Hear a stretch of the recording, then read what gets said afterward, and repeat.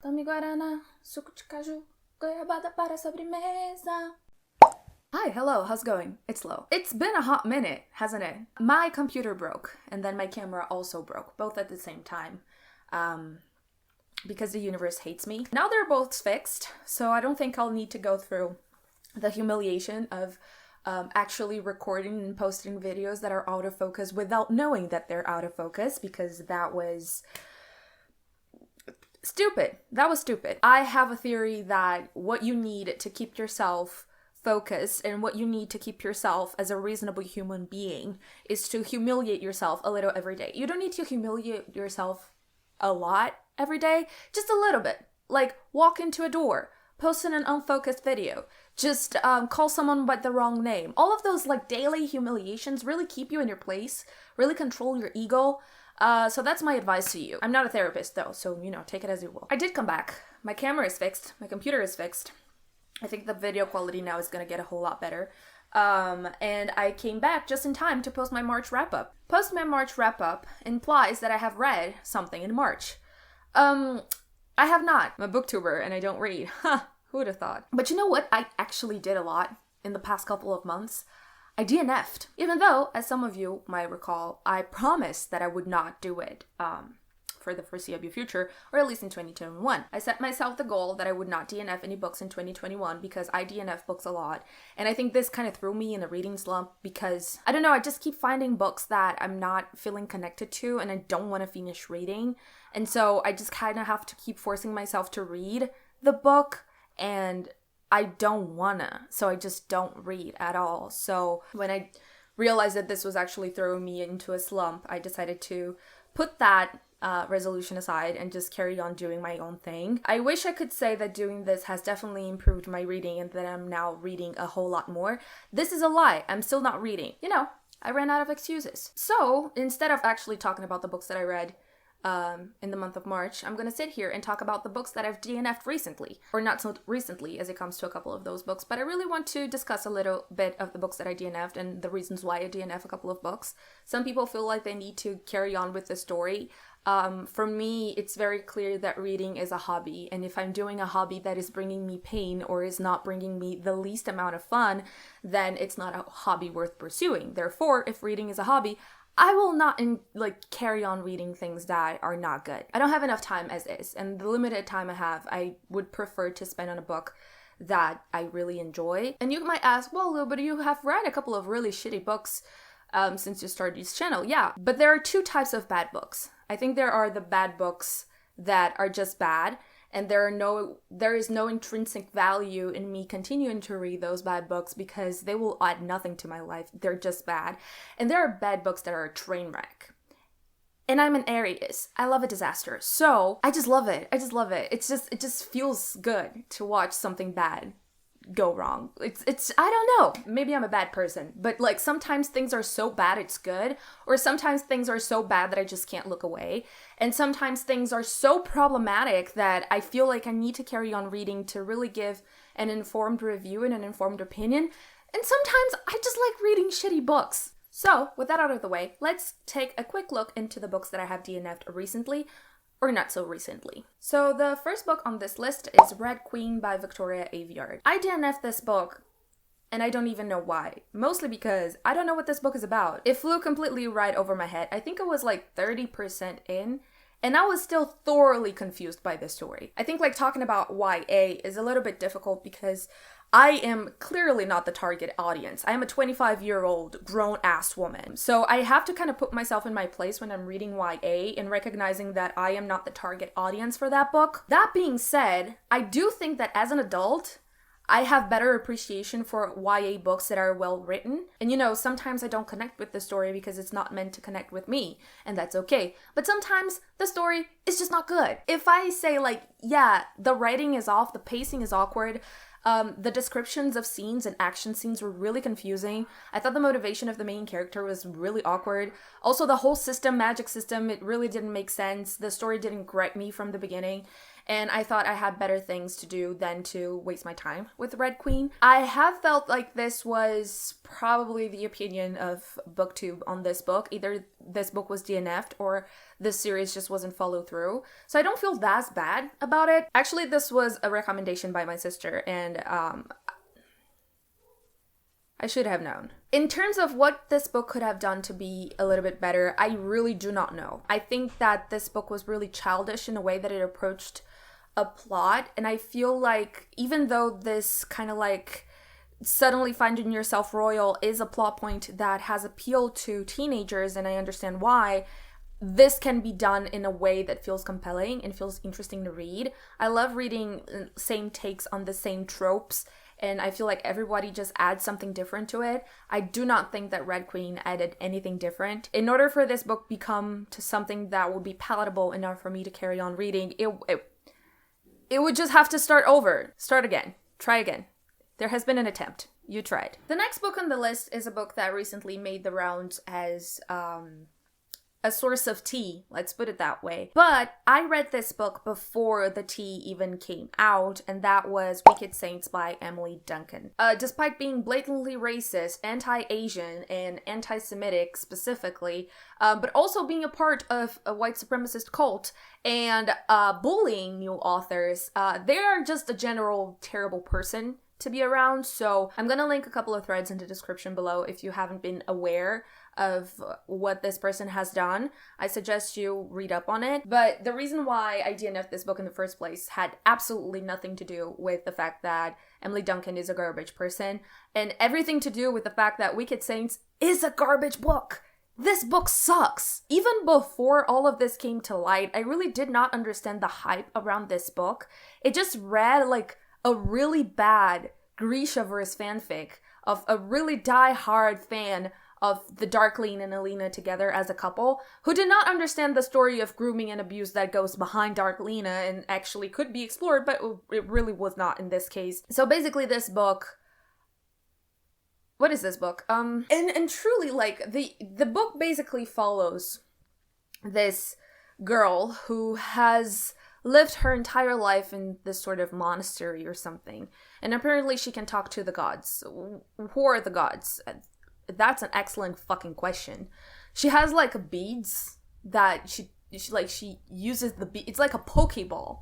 Like she pulls the bead through, like, God, you, and then the gods just do a ton of really edgy shit. It's really confusing. So basically this girl lives in the monastery because she can talk to the gods and whatnot, and the monastery is invaded by this foreign country that sounds oddly Polish. And now I know it's just racism, but at the time I was reading, I was like, why are those people Polish? This makes no sense. But anyway, I DNF'd this book at chapter 5. It just felt like this book was demanding that I paid attention to it. It did not earn my attention, it demanded it. And the reason why this annoyed me so much that I had to put the book down and never picked it up again is because I feel like you, as an author, have the duty to enchant your reader. You have to beckon your reading to you. You have to beckon your audience to you. You have to convince them that they're better off reading this book than they are doing literally anything else. So no reader ever owes you an audience. And so this is one of the reasons why pretentious writing just annoys me so much, because it's like the author feels like we are, blessed for having the opportunity to read the words that they have put onto that paper, when in fact it's the complete opposite. And this is exactly the case with Wicked Saints. This is a book that thinks very highly of itself, but it's a book with severe plot problems, severe characterization issues. A lot of things that happens are just really fucking edgy. The main character, Nadeja, contender of the year for Ebony Dementia Darkness Raven Way, is just ridiculous. How fucking edgy she is. And I think like the moment that I knew that this book was not for me was on the first chapter, because on the first chapter there is a scene where the monastery where Nadia is invaded. And so a lot of people that she has grown up with her entire life have died.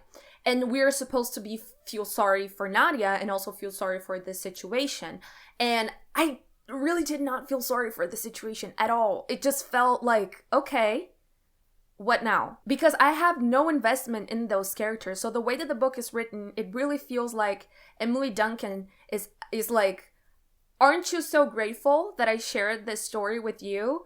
And aren't I so smart that these things are happening? When in fact, it just sounds dumb and pretentious. So I started reading Wicked Saints roughly the same time that I started reading The Bear and the Nightingale, and the level of research and care involved in the two books, the difference is astronomical. The Bear and the Nightingale is probably one of the best thoroughly researched books that I've ever read in my entire life. Catherine Arden is not Russian, but she has a literal degree in Russian history. She knows what she's talking about, and she's very careful to depict this society in a way that feels accurate, but at the same time feels whimsical. Catherine Arden does an amazing job of this. Emily Duncan, on the other hand, it just feels like I'm reading my Immortal Grisha-verse style, so it's just very bad. It's just very bad. So I DNF'd it. Haven't looked back. The conclusion that we arrive is that this book plus its author is not garbage as much as it is the entire landfill. The next book that I DNF'd recently was Crazy Rich Asians by Kevin Kwan. I know that a lot of people really like this book. I really did not like it. I read it until the 30% mark and then I just decided that it wasn't for me. The reason why this book annoys me a lot is mostly because of style. I don't like the narration style and I don't like the writing style. Particularly, I am very iffy about the exposition in this book. If you don't know Crazy Rich Asians, this is a book about a girl named Rachel who is in a relationship with this guy for a long time, and he never mentioned anything about his family, never mentioned anything about his friends back in his home country of Singapore. And then one day he invites her over to be his +1 to the wedding of one of his cousins, I think. She decides to go, and when she gets to Singapore, she finds out that his entire fucking family is filthy fucking rich. And there is a lot of shenanigans that ensue from there. The idea in itself felt really interesting to me, and I was really excited to get this book and to really read this book. But once I started, I just found out, like, really the narration style didn't work for me at all. The narration in this book, and mainly the exposition in this book, is done in a way that really irks me, and it takes away all the pleasure that I would have of reading this book. Example, in chapter 3, of this book, this is the first chapter of Rachel's perspective. The chapter begins with Rachel talking to her mom. And basically her mom calls her and is like, hey, I just closed the deal on a house.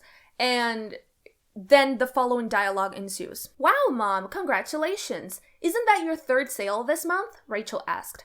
Yes, I broke last year's office record. You see, I knew I made the right decision to join Mimi Shen's at the Los Altos office, Carrie said with satisfaction.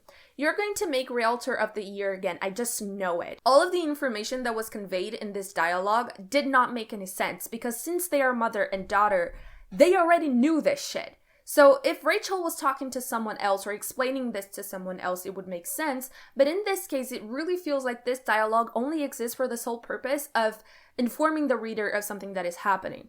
And this happens throughout the entire book. Not only that, but there's a lot of things that happen, a lot of descriptions of people and places, a lot of descriptions of the network of gossips that I really did not care for, because I don't think that those people were important to the plot at all and did not add anything to the story. So I felt like I was just constantly reading about the lives of people that I did not know about and also did not care about. This book just became kind of a drag and a bore around roughly the 30% mark, and then I decided that if I'm really into this story, I might as well just watch the movie, because this really did not work for me. As for what could have made this book better and make me more intrigued about reading it, I do think that changing the narration style and being a little bit more careful about the way that the exposition is delivered, yeah, this book was a huge miss for me. We're finally walking into the most recent DNFs on this list, and the next book is What Big Teeth by Rose Szabo. I wish I could tell you why I DNF'd this book. Truth be told, I don't know either. I just know that I did not understand a single word of this book. I DNF'd this book around the 10% mark because I realized that I had a couple of chapters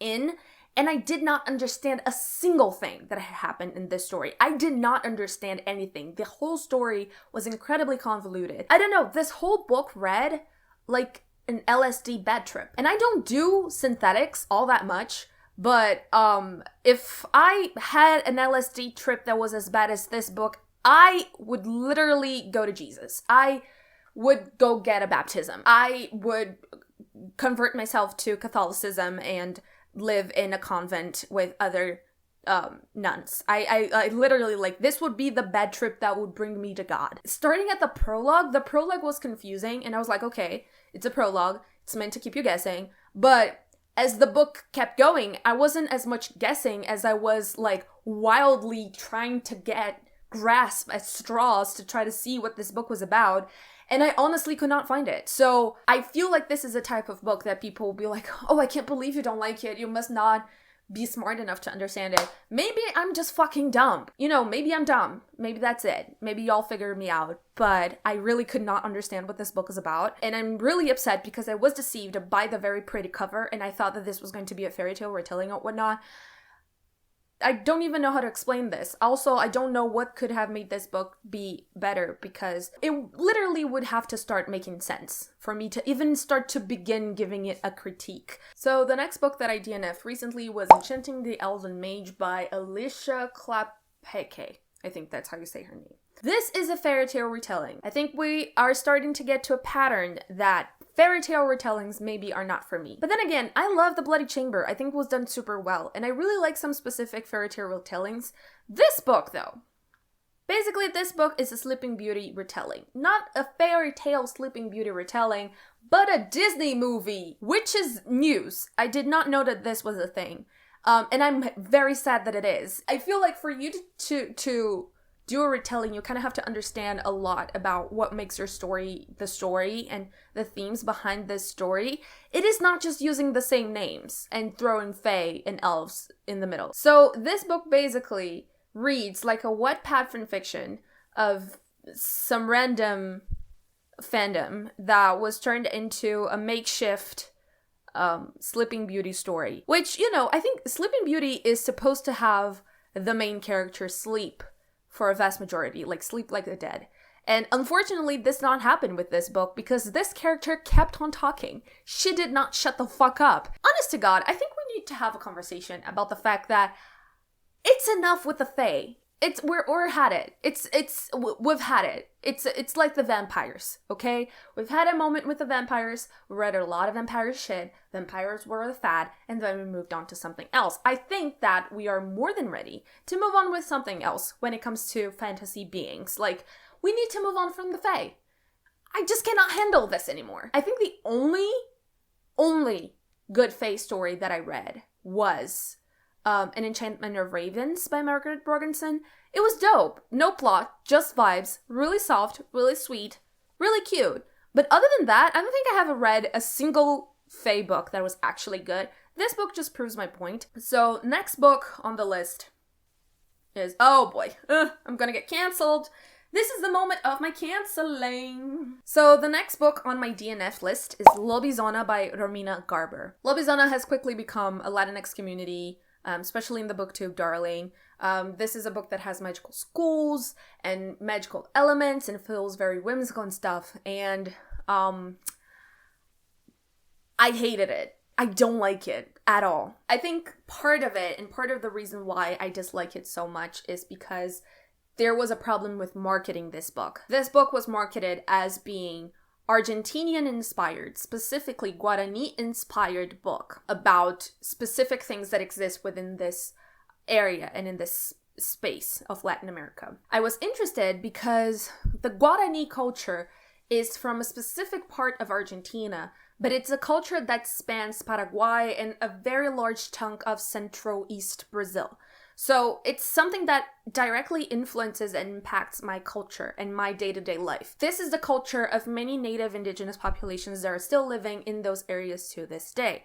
So for you to say that a book is inspired by that mythology, that lore, that system of belief is, I think, a very high selling point. And I was really interested to see, you know, how much would she do justice to this specific context and this specific sort of set of beliefs. However, this book is not necessarily about this. This book is about an Argentinian diaspora. And I think it's all well and good for you to write about diaspora, but don't say that a book is an Argentinian-based book when it's actually an Argentinian diaspora-based book, because those are two different things. And then when you say that a book is Argentinian, but you don't necessarily set this book in Argentina, or don't really make Argentina factor in the story and on the plot, aside from some vague descriptions to food and Argentinian things that Argentinians do, I do think that is a low punch, because you're not actually representing Argentinians, you're representing the diaspora. And so people like myself and Delphi, who I was budding reading with, and she is actually Argentinian, and we arrived to the same conclusion, like, this is not a Latin American book. This book does not understand Latin American themes, and like, this book should not be marketed as such. And maybe it's an error in marketing. Maybe this is what the author herself wanted to do. I am not sure. I just know that it didn't sit right with me at all. And it's really sad because while she was talking about being an illegal immigrant and being in this position of running away from things, I do feel like she was writing about things that she knew better, but trying to sell this as if this is something that is completely Argentinian, I feel like it's very wrong.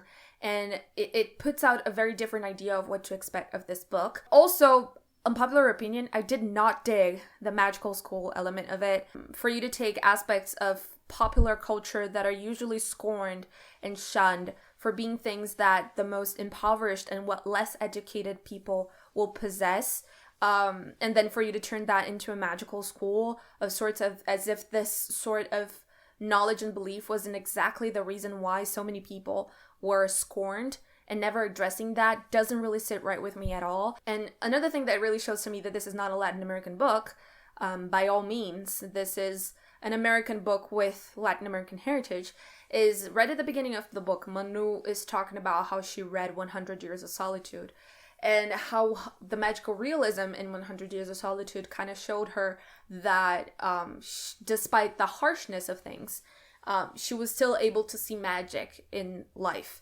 When in fact, magical realism, and specifically magical realism in Latin America, and specifically 100 Years of Solitude, because as we all know, 100 Years of Solitude is my actual brand. The thing about the magical realism is 100 Years of Solitude is not about seeing magic at the worst of situations. It's like, your situation is so fucked up, it's so horrid, it's so violent that you see magic as a way to make sense out of it. It's not seeing beauty despite of that horror, is like seeing things that are not there, because if you don't do this, you will not survive the reality that you live in.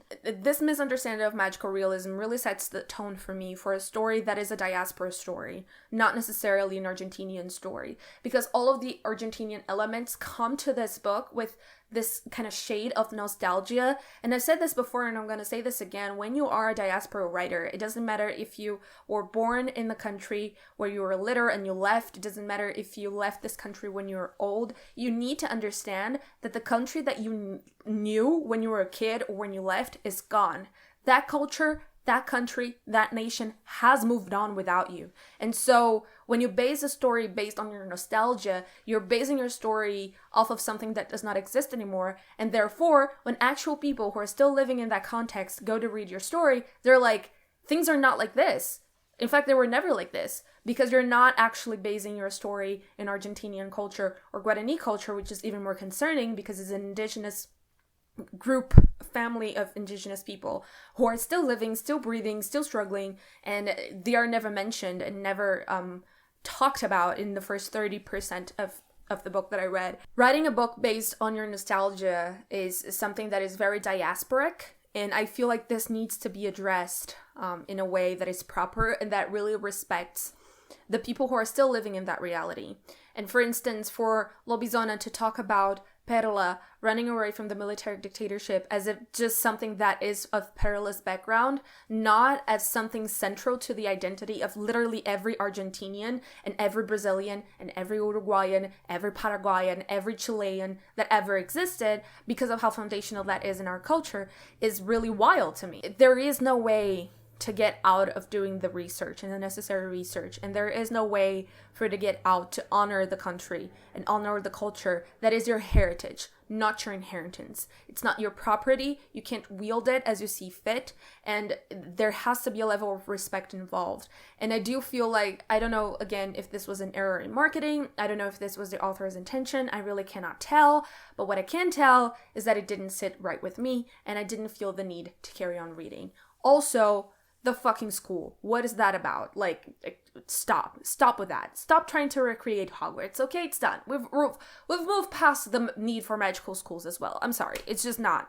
It doesn't sit right with me. So the last book on this list is a book that I DNF'd this week, and it's called Cass and Firelight by Donna Swift. This is a book that only came out recently, and I was really desperate for fantasy romances because I need to start reading again. And the thought that came to my head, because this is an Indian-inspired fantasy, and I hadn't clocked together the name of the author and the story, and also because people of color have many different names. I'm not going to judge someone based on their name.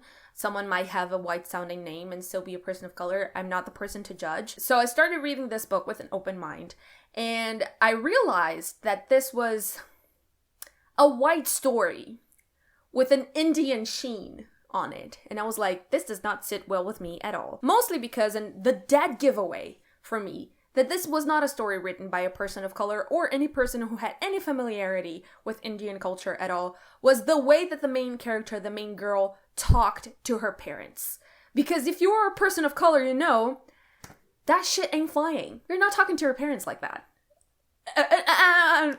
No rolling your eyes at your father at the dinner. Nope, that's not happening. It's not happening.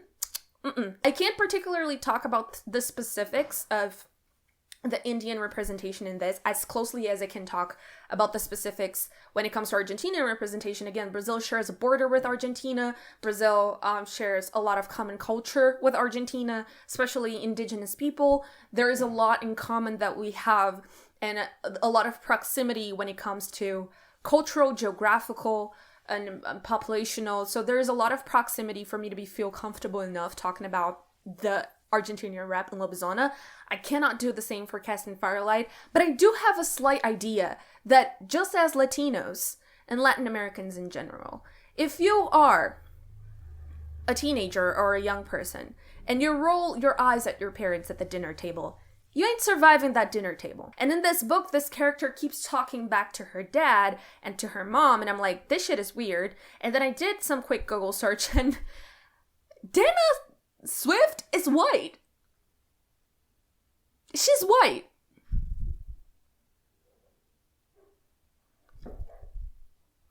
Who allowed this? I actually stalked her Instagram, and she married a guy who's actually from India. That does not excuse for the level of research that she would have done. And literally, like, it really don't sit right with me for you to tell the same stories that your culture always tells. Like, tell the same stories that are with white characters and just throw in some random Indian stuff on that with random Indian clothing and stuff without understanding the meaning of them and just thinking that that's somehow good rep and that's somehow okay to get published. How did this get published? Why aren't more people talking about this? This is insane. Why? Anyway, I was in doubt if I should DNF this book or not, but then I found out it was a white author, and then I decided that I have more things to do with my time. And a general rule of thumb, I prefer to read stories by people of color rather than read stories by white people writing about people of color. That shit doesn't fly. It's really bad. Don't do it. I cannot stress enough how fucking stupid and dumb and disrespectful it is.